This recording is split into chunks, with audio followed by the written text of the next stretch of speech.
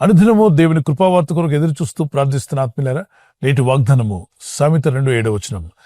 ఆయన యథార్థవంతులను వర్ధిల్ల చేయును, యుక్త మార్గమును తప్పక నడుచుకున్న వారికి ఆయన కేడముగా ఉన్నాడు.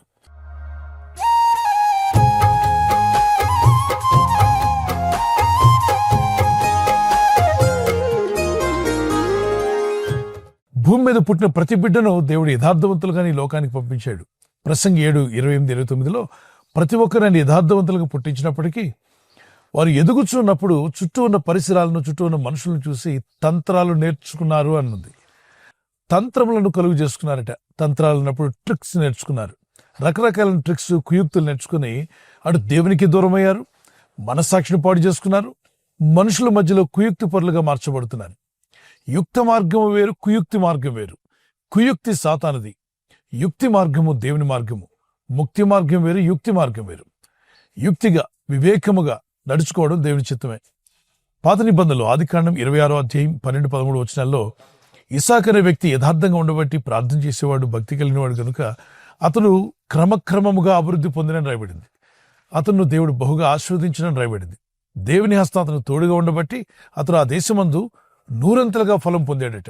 చుట్టూ కరువు కాటకాలతో ప్రజలు అల్లమటించిపోతుంటే ఈయనింట్లో పుష్కలంగా ఆహారం ఉంది. కారణం, ఇతడు దేవుని ఎదుటి యథార్థంగా ఉన్నాడు. అలాగే ఆదికాండం 39 యోసేపు అనే యవనస్తుడు యవన కాలంలో ఎన్నో ఇబ్బందులు ఎదుర్కొన్నప్పటికీ తోటివారి వలన, తన అన్నదమ్ముల వలన, తన చుట్టూ ఉన్న అనేక మంది అతన్ని ఇబ్బంది పెట్టినా, శ్రమ పెట్టినా, దుఃఖపరిచినా, అవమానపరిచినా అతను మాత్రం దేవుని ఎదుటి యథార్థతో కోల్పోలేదు. భక్తి కలిగి జీవించాడు. అతనికి అనేక శోధనలు వచ్చినప్పుడు అంటాడు, నా దేవుడు నన్ను చూస్తూ ఉన్నాడు కదా, నా దేవుని కన్నులు ఎదుటి ఇంత ఘోరమైన పాపం చేయతగునా? నా దేవుని కంటి ముందు నేను ఎలాంటి పాపిగా బతకడం దేవుని చిత్తము కాదు. దానివల్ల నాకు కీడని గ్రహించి దేవుని కను దృష్టిలో యథార్థంగా బ్రతకాలని నిర్ణయించుకున్న యవనస్తుని దేవుడు అద్భుతంగా దీవించి ఆస్వాదించి ఒక బానిసగా ఆ దేశానికి వెళ్తే ఆ దేశంలో మంత్రిగా దేవుడు చేశాడు. ఉన్నత స్థితిని దేవుడు అతనికి దయచేశాడు. ఎందుకని? యథార్థవంతులను వర్ధిల్ల చేసే దేవుడినా. యథార్థవంతులకు ఆయన ఏ మేలు చేయక మానడు. యథార్థంగా మీరున్నారా? మీకు మేలు చేయడం దేవుడు మానడు. ఖచ్చితంగా మేలు చేస్తూనే ఉంటాడు. ఈ రోజు కాకపోతే రేపైనా మీ ఎదుగు మేలు వస్తూనే ఉంటాయి. కనుక దేవుని ఎదుటి యథార్థంగా ఉండండి. మనుషుల ఎదుటి కూడా మనము యుక్త మార్గంలో నడుచుకునేవారిగా యథార్థ హృదయంతో, యథార్థమైన మనస్సాక్షితో, నిర్మలమైన మనస్సాక్షితో ఉండడానికి ప్రయత్నం చేయండి, ప్రార్థించండి. అలా ఉండాలని నేను ఆశపడుతున్నాను, ప్రభా సహాయించమని. దానియేలు గ్రంథం 6 అతను నీతిమంతుడుగాను భక్తిపరుడుగాను కనిపిస్తాడు. నెహెమ్యా గ్రంథం చదువుతున్నా, ఎజ్రా గ్రంథం చదువుతున్నా వాళ్ళు భక్తిగా దేవుని సన్నిధిలో ప్రార్థించారు. వారు ఏ రాజుల కింద అయితే పనిచేశారో ఆ రాజులు గుర్తింపులోకి వచ్చారు. ఎందుకంటే రాజు తన బంధుమిత్రులు, తన స్నేహితుల్ని తనకు దగ్గరగా పెట్టుకుంటాడు. కానీ ఇక్కడ యథార్థంగా ఉన్నటువంటి నెహెమ్యాను, ఎజ్రాని తనకు దగ్గరగా పెట్టుకున్నాడు. అన్యరాజు అయినప్పటికీ వీళ్ళలోని యథార్థతను చూసి ఆ రాజుగారు అన్నారు, నేను ఏది తాగాలన్నా ఇదిగో యథార్థవంతుడైన యెహోవా దేవుని సేవిస్తున్న ఈ భక్తుడే నాకు కావాలి. ఇతడు యథార్థవంతుడు. మోసపూరితమైన మనసు అతనికి లేదు.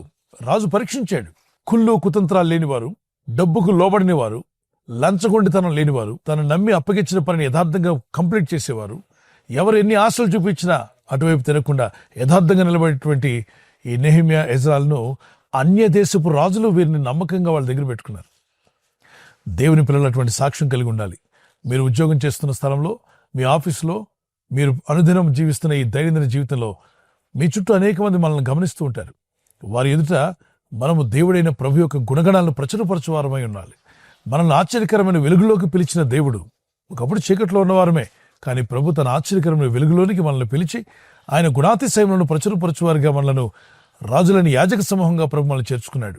గనుకనే స్కూల్లో, కాలేజీలో, యూనివర్సిటీలో, అలాగనే మీ ఉద్యోగ స్థలంలో, మీ వ్యాపార స్థలంలో యేసు ప్రభు వారికి గుణగణాలు ఏంటో వారికి తెలియదు. కాబట్టి మనమే ఆయనకు ప్రతినిధులుగా ఉన్నాం కనుక యేసు ప్రభు వారి యొక్క గుణాతిశయాలను ప్రచురపరిచే వరకు మనం ఉండాలి. ఆ విధంగా ప్రార్థన చేసుకోండి. ఇక్కడ ప్రభు అంటున్నాడు, నేను యథార్థవంతులను వర్ధిల్ల చేస్తాను. మరి యథార్థవంతులుగా దేవుని దృష్టిలో జీవిస్తున్నారా? ఖచ్చితంగా దేవుడు మిమ్మల్ని వర్ధిల్ల చేసే రోజు రాబోతుంది. అది మీ పిల్లల చదువైనా, మీ ఉద్యోగమైనా, వ్యాపారమైనా, ఆర్థిక విషయాలైనా, పొలం పనులైనా మీరు ఖచ్చితంగా వర్ధిల్లెదరు. మిమ్మల్ని దేవుడు వర్ధిల్ల చేస్తాడు. ఆయన మాట ఇచ్చి నెరవేర్చేవాడు. యథార్థవంతులను వర్ధిల్ల చేస్తాను అన్నాడు. యుక్త మార్గమున తప్పక నడుచు వారికి ఆయన కేడమై ఉంటా అన్నాడు. ఆయన ఆశ్రయదుర్గంగా ఉండి మిమ్మల్ని బలపరిచి నడిపిస్తాడు. ఒక కీర్తన పాడుకుందాం పిల్లరా.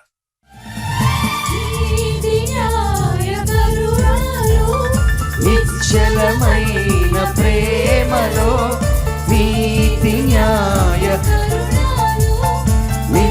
అచలమైన ప్రేమలో మారని దేవుడు మన యేసుడు, మారని దేవుడు మన యేసుడు.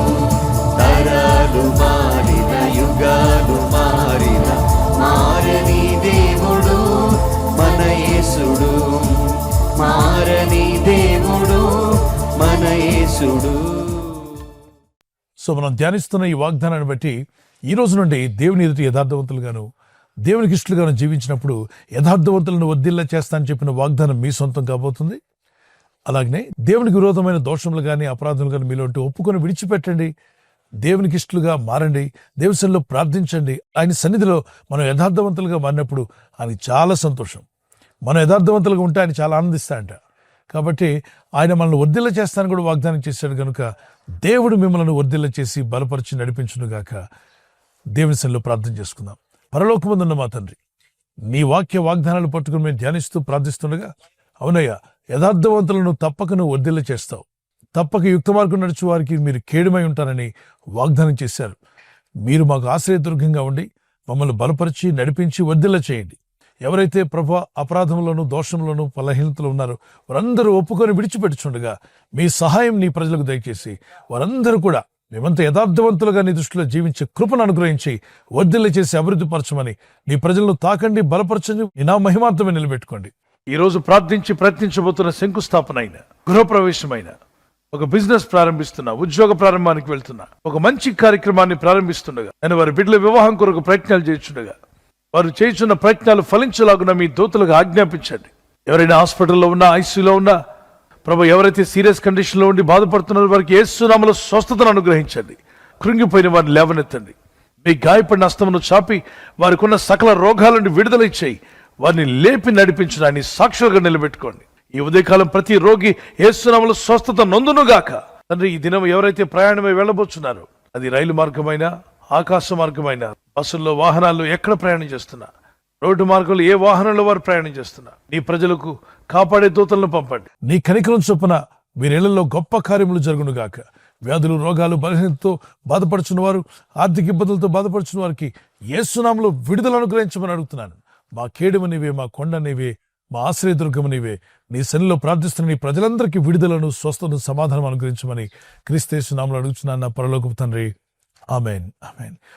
ఈ వాగ్దానాన్ని మీతోనే ఉంచుకోకుండా లైక్ చేయండి, షేర్ చేయండి. అనేకులు ఈ యొక్క ఛానల్ సబ్స్క్రైబ్ చేసుకోమని తెలియపరచండి. సబ్స్క్రైబ్ చేయని వారు కూడా సబ్స్క్రైబ్ చేయండి. God bless you. ప్రభు కృప మీకు తోడే ఉండుగాక. ఆమెన్.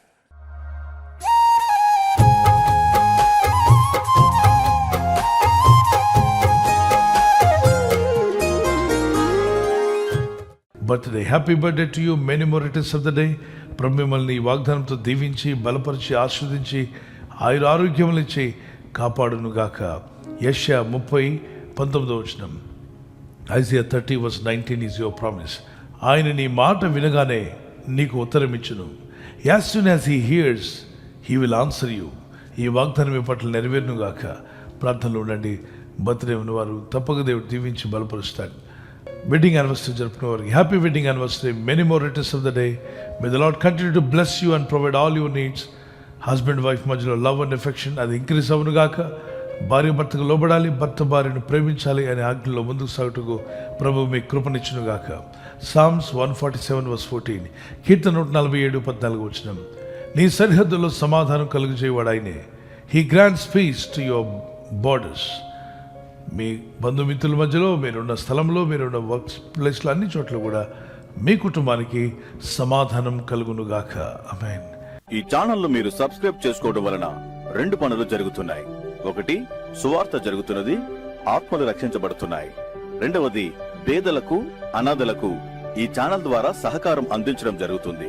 మనం సబ్స్క్రైబ్ చేసుకోవడం వలన అందరికీ సహాయం చేసిన వారమవుతున్నాం. ఖచ్చితంగా ఈ యూట్యూబ్ ఛానల్ ను సబ్స్క్రైబ్ చేసుకొని బెల్ బటన్ ను క్లిక్ చేయండి. మీకు వెంటనే మెసేజెస్ పంపబడతాయి.